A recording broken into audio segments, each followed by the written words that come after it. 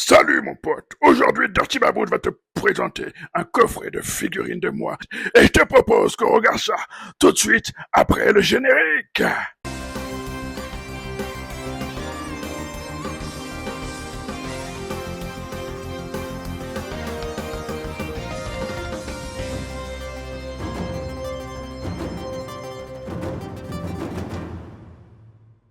Yo les amis, vous l'aurez compris, on va parler d'un des catcheurs qui a le plus marqué l'histoire du catch.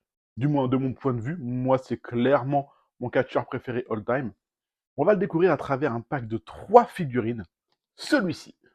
On est sur du Mattel, on a Hulk Hogan dans 3 de ses plus belles périodes. Faut dire qu'il en a eu le bout des styles. Et si je vous dis pas de conneries, c'est distribué en France en tout cas, en exclusivité dans les magasins Smith Toys. Donc voilà, on a fait le tour du packaging. Venons-en à l'essentiel. Allons sur le ring. On aura donc un packaging bien fourni de 3 figurines, des paires de mains et des variantes de t-shirts, parce qu'on sait que Hulk Hogan aime arracher ses t-shirts, mais je vous propose qu'on ouvre tout de suite la boîte. Sur la première figurine, on a sa ceinture de champion, le bandana dans la bouche, avec on aura cette paire de mains là, celle-ci,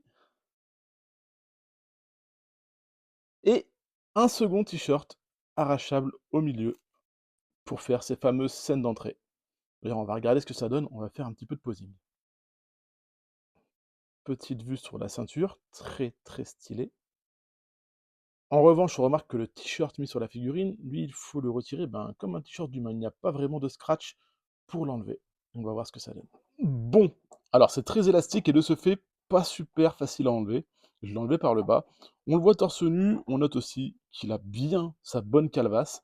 Les articulations, c'est les articulations Mattel, hein, vous les connaissez, c'est pas super souple, mais c'est largement assez efficace pour les figurines, et au moins c'est rigide, hein. J'avoue qu'en les manipulant, on n'a pas peur de les péter, et ça fait plaisir. Le voilà en mode arrachage de t-shirt, hein. C'est vrai que c'est bien joli comme ça avec les scratchs, c'est bien pensé. On a aussi les trous à l'arrière, hein, il avait souvent ça dans ses t-shirts, Hulk Hogan. Non, vraiment, elle est stylée. Pour ce t-shirt que j'ai enlevé, je vais pas vous mentir, j'ai un peu peur de l'enlever souvent parce qu'il est super élastique et je me dis qu'à force de manipuler, ça va le détendre de fou. Voilà, peut-être le petit truc qu'on regrette, on aurait peut-être voulu une petite fermeture sur un des 2 côtés, pour l'enlever plus facilement, mais là, j'avoue que j'ai dû l'enlever par le bas comme un pantalon. Bon, j'ai réussi, hein, c'est pas un problème. Mais quand même, j'ai peur qu'il se détende à force de l'enlever et qu'il soit plus aussi cintré et stylé qu'à l'origine sur la figurine. Donc voilà, de mon point de vue, un petit peu limité en possibilités, mais parfait pour un posing en vitrine. Et ouais, c'est peut-être là difficile de la mettre à chaque combat.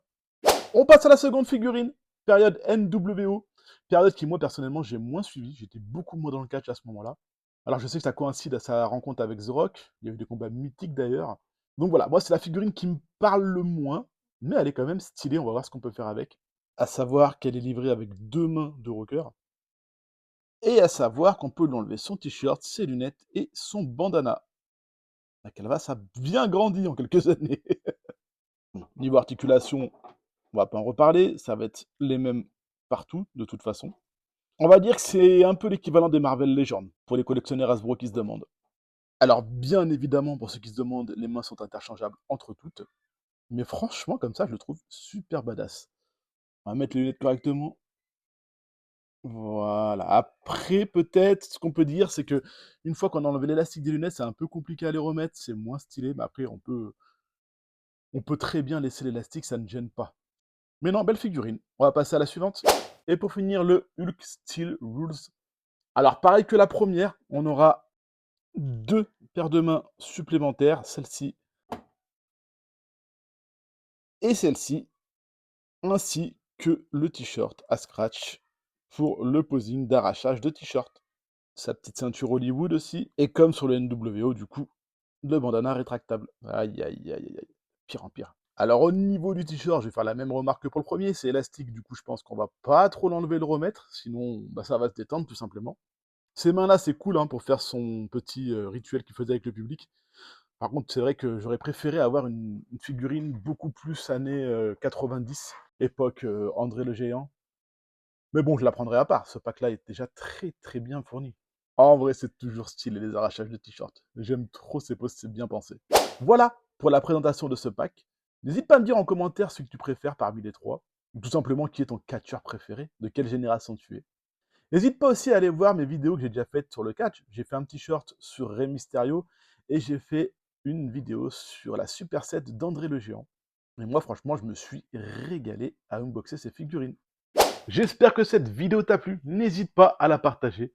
Et je te dis à très vite pour un nouvel unboxing. J'espère pour toi que tu as bien pensé à liker et à t'abonner. Sinon, ce doigt-là, tu sais où va finir. Droit dans ton